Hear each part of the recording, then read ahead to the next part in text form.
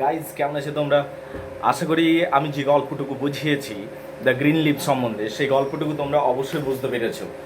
এর পরের অংশে আসা যাক। এর পরের অংশে আসার আগে আমাদের সংক্ষেপে জেনে নেওয়া দরকার যে এত দূর পর্যন্ত আমরা কি জেনেছি।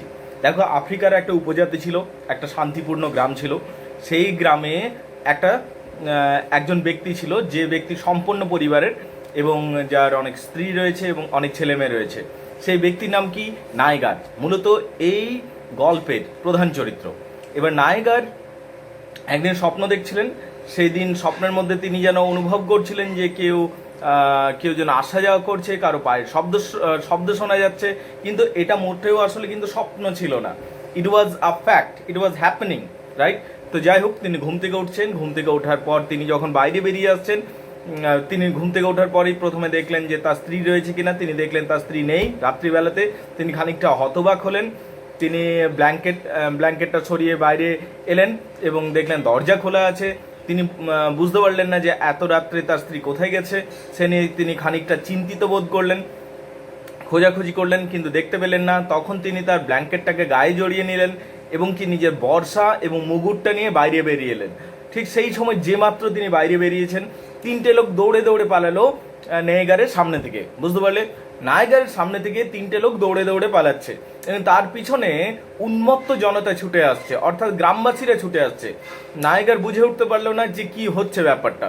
যখন সে বুঝতে পারলো, তখন সে জানতে পারলো যে যে তিনটে লোক তার সামনে দিয়ে পালিয়ে গেল তারা হলো চোর। তারা গবাদি পশু চুরি করে পালাচ্ছিল।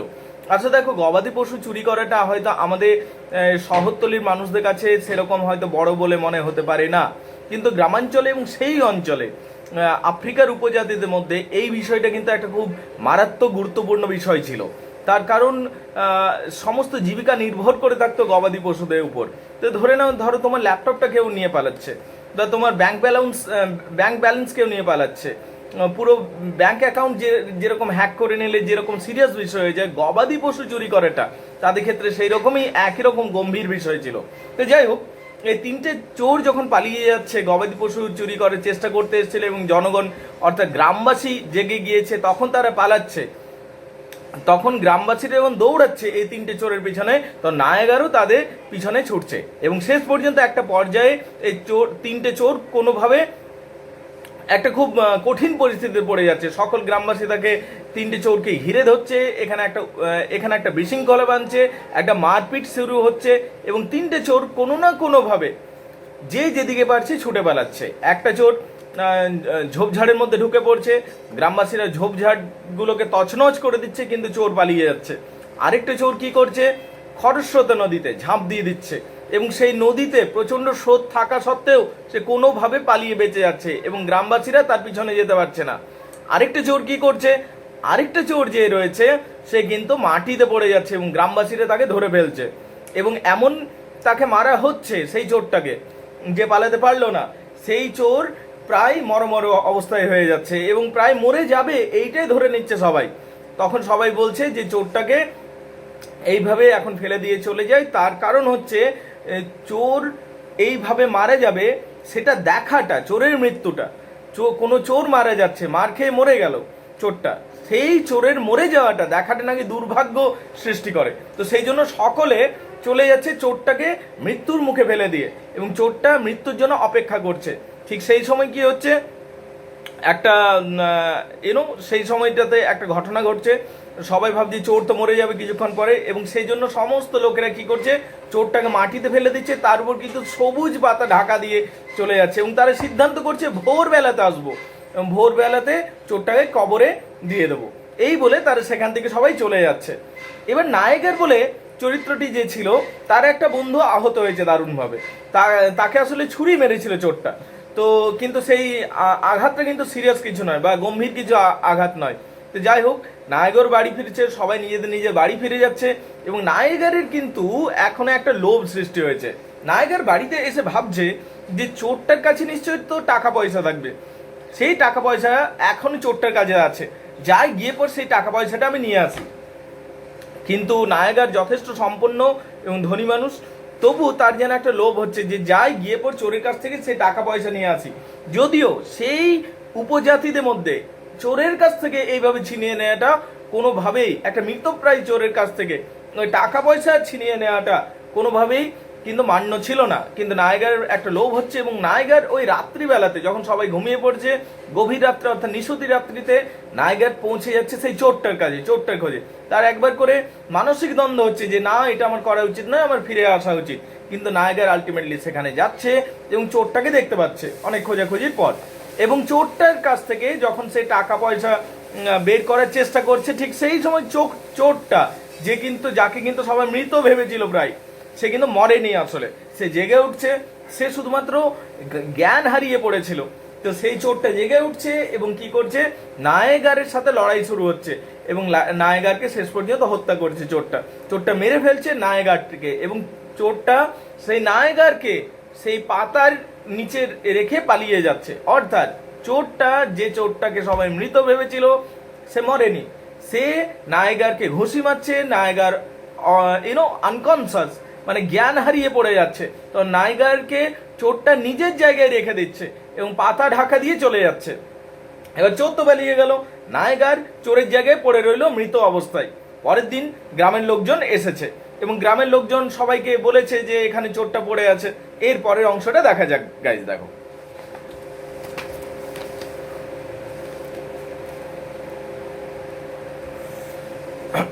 তাহলে এই পর্যন্ত আশা করি সবার পরিষ্কার হয়ে গেছে, তাই তো? দেখো, অ্যাট ডন, ভোরবেলা পরের দিন, the next day, a clan leader Olielo, তাহলে একজন উপজাতির সর্দার অলিয়েলো যার নাম, ঠিক আছে, উনি কি করলেন, সাউন্ড দ্য ফিউনারাল ড্রাম বাজাতে শুরু করলেন, যাতে কাউকে কবর দেয়া হবে।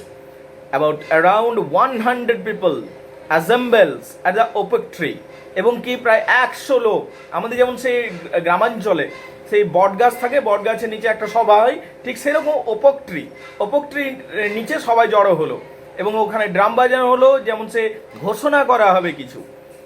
To hear to and he declares that what had happened yesterday, এবং এখানে তিনি ঘোষণা করছেন যে গতকাল কি হয়েছে সমস্ত কিছু।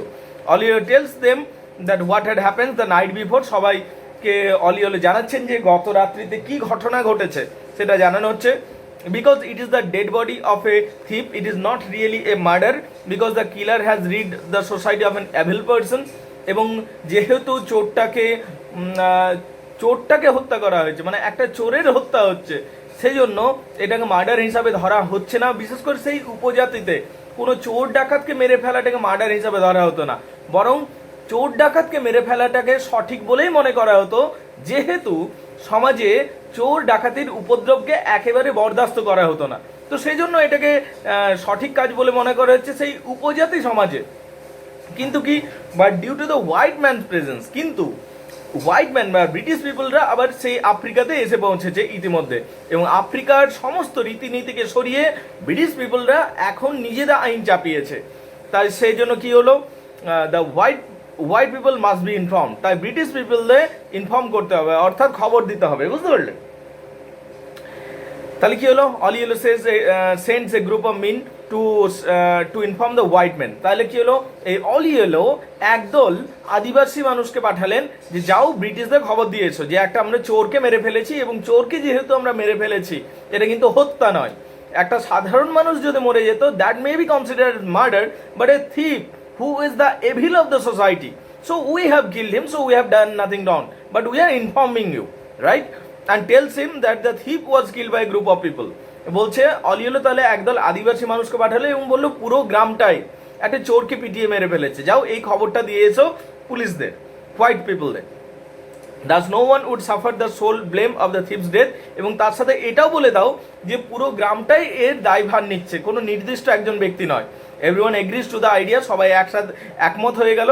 And a group of men lives to tell the white people what has happened, এবং একদল আদিবাসী মানুষ এবং আফ্রিকার উপজাতি মানুষ সেখানে গেল ব্রিটিশ পুলিশকে ইনফর্ম করার জন্য যে একটা চোরের হত্যা হয়েছে, তবে it should not be considered as murder because a thief is an evil for the society.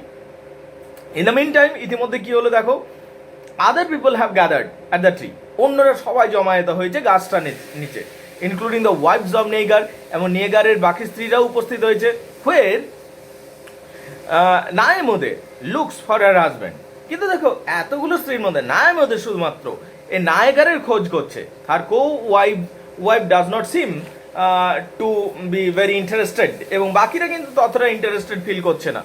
তা যাই হোক, the group begins to talk walk towards the river. এরপর সবাই এগিয়ে গেল সেই নদীটার দিকে যেখানে চোরের মৃতদেহটা রাখা আছে, অ্যান্ড উইল বি বারিড, এবং যেখানে তাকে কবর দেওয়া হবে। অ্যাজ দে ওয়াক, যখন তারা হাঁটতে শুরু করলো, Nyamodi notices how wet the grass is. Nyamodi এবার লক্ষ্য করলো, অর্থাৎ নায়িকার স্ত্রী, যে ঘাসগুলো কিরকম ভিজা হয়ে আছে। And so are the carrying the European policeman several African policeman, এবং যখন তারা সবাই নদীর দিকে যাচ্ছে তখন দেখলো ট্রাকে ট্রাকে পুলিশ গাড়ি পুলিশ পার্সোনালসরা আসছে, অর্থাৎ পুলিশ গাড়িতে করে পুলিশরা আসছে সেভারেল আফ্রিকান পুলিশম্যান, এবং তাদের মধ্যে আফ্রিকান পুলিশজনও রয়েছে। And the men who had walk from the village, এবং সেই লোকগুলোও রয়েছে, সেই আদিবাসী মানুষরাও রয়েছে যারা পুলিশকে খবরটা দিতে গেছিল। They drive up the mount of green leaves, তারা এসে পৌঁছালো সেই সেই মৃতদেহটার সামনে, যেখানে সবুজ পাতা দিয়ে ঢাকা দেওয়া আছে মৃতদেহটা। সবাই ভাবছে এটা চোরের মৃতদেহ, কিন্তু আসলে কি, আসলে চোর তো পালিয়েছে, এবং সেখানে নায়েগারের মৃতদেহকে ঢাকা দিয়ে রাখা আছে। The white officer asks for the clan leader and demands to know the story behind the murder of the thief. তারপর কি হলো, পুলিশ অফিসার এলেন এবং বললেন যে গল্পটা কি হয়েছে বলো, আসলে কি ঘটনা ঘটেছিল, এবং লিডারের কাছ থেকে জানতে চাইলো। অলিয়েলো এখানে পরিষ্কারভাবে সেই ঘটনাটাই বললো যেটা ঘটেছিল। Olielo explains everything to him through a translator, কিন্তু একটা ট্রান্সলেটর লাগলো, তার কারণ অলিয়েল নিজেদের ভাষায় কথা বলছেন এবং ব্রিটিশরা তাদের ভাষা বোঝেন না। A discussion ensues between the two leaders about the nature of the crime, and white officers accusing the clanmen of being savage. তারপর সমস্ত কিছু ঘটনা শোনার পর পুলিশ পার্সোনাল বলল যে তোমরা অত্যন্ত বর্বর, তোমরা কেন কোনো চোরকে পিটিয়ে মারলে? যদি চোর চুরি করেওছে সেটা প্রমাণ সাপেক্ষ ব্যাপার, এবং তাকে তুলে দিতে হবে পুলিশের হাতে। পুলিশ আদালতে নিয়ে যাবে, আদালত যদি তাকে দোষী প্রমাণ করে তখন না হয় তার শাস্তি হবে। এইরকম একটা মতামত দিল ব্রিটিশ অফিসার। কিন্তু উপজাতিদের মত অনুযায়ী যে চোর ধরা পড়েছে তাকে সঙ্গে সঙ্গে শাস্তি দিয়েছে আমরা। তো এইখানটাতে যেন দুজনের মধ্যে একটা মতবিরোধ পরিষ্কার আমরা দেখতে পাচ্ছি। অলিয়েলো স্ট্যান্ডস বাই হিজ আর্গুমেন্ট, তাহলে অলিয়েলো কি করলো, নিজের যেটা যুক্তি সেই যুক্তিতেই একদম দাঁড়িয়ে রইল, এবং তার সাথে সমস্ত উপজাতির মানুষরাও তাকে যেন সমর্থন করতে লাগলো। By his argument and the villager kill the thief and they should all be arrested. এবং অন্যদিকে the villagers also supported Oliel's argument, and all the villagers said that it was absolutely right. সমস্ত গ্রামবাসীরা এইটাই বলতে থাকলো যে এটা একেবারেই যথার্থ হয়েছে যে চোরটাকে মেরে ফেলাটা, and so they should not be arrested, তাই কাউকে যেন অ্যারেস্ট না করা হয়। The police officer goes up to way the body is covered with the leaves. এরপর পুলিশ অফিসার চলে যাচ্ছেন যেখানে সেই ডেড বডিটা রয়েছে এবং পাতা ঢাকা দেওয়া আছে। And the crowd follows him, এবং পুলিশ অফিসার পিছনে সমস্ত ভিড়টা পৌঁছাচ্ছে। Because it's the white man's rule to take the body and do autopsy to discover the cause of the death. তার কারণ ব্রিটিশদের এটা নিয়ম, ইউরোপিয়ানদের এটা নিয়ম, যে কোনো মানুষ যদি অস্বাভাবিকভাবে মারা গেছে তাকে অটোপসি হবে, অর্থাৎ পোস্টমর্টম হবে, কাটা ছেঁড়া হবে, এবং তারপর ডিসকভারি হবে, অর্থাৎ খুঁজে বের করা হবে যে কি কারণে আসলে মারা গেছে। The crowd surrounds the mount of the leaves and get look of the thief. সবাই ওখানে জড়ো হলো চোরটাকে শেষবারের মতো দেখবার জন্য। The African police officer takes off the leave. African police অফিসাররাও যারা মূলত ব্রিটিশ অফিসারের নির্দেশে কাজ করছিল, তারা পাতাগুলো সরালো। And all are amazed at the new discovery. কিন্তু সবাই এবার কিন্তু অবাক হয়ে গেল এই নতুন দৃশ্য দেখে। কি দেখলো? That there is no thief, ওখানে চোরটা আর নেই, ওখানে কি আছে, Negar's dead body is there, ওখানে নায়গারের ডেড বডি পড়ে রয়েছে, বুঝতে পারলে? And all are amazed and all are speechless, সবাই যেন বাক্যহারা হয়ে গেল যে এটা কি করে হলো। নায়গার তো গতকাল রাত্রিতে ছিল, চোরটাকে ধরাতে সাহায্য করেছিল, চোরটাকে পিটতেও সাহায্য করেছিল, কিন্তু এখানে তো নায়গারের মৃতদেহ দেখতে পাওয়া যায়, চোরটার মৃতদেহ কোথায় গেল? এইটা সকলের মাথাতে প্রশ্ন আসতে লাগলো। তো যাই হোক, এরপর কি হলো, নায়গারের যে স্ত্রী নায়মদে, উনি কি হলেন, উনি ছুটে এলেন, নায়মদে ছুটে এলো এবং কি she asked the crowd where the thief is, সবাইকে জিজ্ঞেস করলো যে চোরটা গেল কোথায়। The crowd is turned by the new development, কেউ কিছু বুঝে উঠতে পারছে না যে কি হলো বিষয়টা। She asked the crowd where the thief is. The crowd is stunned by the new development. The women well, মহিলাটা কাঁদতে শুরু করলো, and the men who killed the thief starts at stare at each other in disbelief, এবং সকলে যেন একে অপরকে বিশ্বাস করতে পারছে না যে কি দেখছি চোখের সামনে। সমস্ত উপজাতির মধ্যে যেন একটা অবিশ্বাসের পরিবেশ সৃষ্টি হয়ে গেল যে কি হলো। অলিয়েল ভিজিবলি আপসেট, এবং অলিয়েল যে উপজাতি নেতা তিনি স্পষ্টতই তাকে পরিষ্কারভাবে দেখা যাচ্ছে যে সে পুরো ঘটনাতে সে খুব দুঃখ পেয়েছে এবং হতাশ হয়ে গেছে। অ্যাপিলস টু দ্য ভিলেজার্স, সমস্ত ভিলেজার্সদের বাধ্য হয়ে সে অ্যাপিল করছে কি, telling them that it is the work of evil spirit, এটা নাকি কোনো এভিল স্পিরিটের কাজেই হবে, ঠিক আছে। Nyagar spirit is among them, however Nyamodi does not take the comforting words to heart, কিন্তু নায়ামোদে কিন্তু এই সমস্ত কমফোর্টিং ওয়ার্ডসগুলো নিয়েও শান্তি পাচ্ছেন না। নায়ামোদে অর্থাৎ নায়াগারের স্ত্রী কোনোভাবে এই সমস্ত কথা শুনেও মনটাকে শান্ত করতে পারছে না। Instead she struggles with the policeman as they take Nyagar's body to back to the truck, কিন্তু পুলিশরা যখন এবার বলছে যে নায়াগারের দেহকে নিয়ে যেতে হবে অটোপসির জন্য অর্থাৎ পোস্টমর্টমের জন্য, তখন নায়ামোদে কিন্তু সেটা বিরোধিতা করছে, কোনোভাবেই ছাড়তে চাইছে না, ঠিক আছে। One police officer tries to comfort her, কিন্তু পুলিশ অফিসাররাও তাকে কমফোর্ট করে, তাকে সান্ত্বনা দেওয়ার চেষ্টা করছে। But Nyamodi tells him that it doesn't matter because her husband is not alive, কিন্তু নায়ামোদে শেষ পর্যন্ত বুঝতে পারছি যে এই কমফোর্টিং ওয়ার্ডসগুলো সত্যিকারের কোনো কাজের নয়, তার কারণ হার husband is not alive. She strips to the waist and raises her hands over her head. এক্ষেত্রে আমরা দেখতে পাচ্ছি যে নায়ামোদে সত্যি দুঃখ পাচ্ছে এবং সে নিজের দুঃখকে এক্সপ্রেস করছে নিজের মতো করে। Then the story ends with a traditional song of মৌনিং দ্যাট সি সিং। গল্পটার শেষে আমরা দেখতে পাচ্ছি যেন একটা দুঃখের গান চলছে, যেখানে নায়ামোদে তার দুঃখটাকে প্রকাশ করছে এবং এই ইঙ্গিত দিচ্ছে যে সে কিন্তু নায়াগারের স্মৃতিগুলো নিয়েই বাঁচবে। এইভাবে দ্য গ্রিন লিভস গল্পটি শেষ হচ্ছে। তাহলে এই গল্পটির মধ্যে আমরা আফ্রিকান উপজাতিদের জীবনধারাকে দেখতে পাই, তাদের আফ্রিকান মানুষদের রীতিনীতি এবং চিন্তাধারাকে দেখতে পাই, তাদের বিভিন্ন কুসংস্কারকে দেখতে পাই, তাদের সংস্কৃতিকে দেখতে পাই। All the positive sides and the negative sides all come in front of us. It's a beautifully place. সমস্ত জিনিসগুলোকে খুব সুন্দরভাবে তুলে দেওয়া হয়েছে এবং সবচেয়ে বেশি গুরুত্বপূর্ণ বিষয় হলো ব্রিটিশ কলোনিয়ালিজমের বিরুদ্ধে যেন উপজাতিদের একটা বিরোধিতা দেখতে পেলাম, যে ব্রিটিশ কলোনিয়ালিজম অর্থাৎ ব্রিটিশদের ঔপনিবেশিকতা যে উপজাতিদের উপর নিজেদের নিয়ম নীতিগুলো চাপিয়ে দিল, সেটাকে বাধ্য হয়ে উপজাতির মানুষজন গ্রহণ করছে, কিন্তু তাদের মধ্যে যেন একটা প্রতিবাদ রয়েছে এবং নিস্তব্ধ প্রতিবাদ রয়েছে। তারা কিন্তু ভেঙে যাচ্ছে না, they are not split out at the circumstance adverse situation.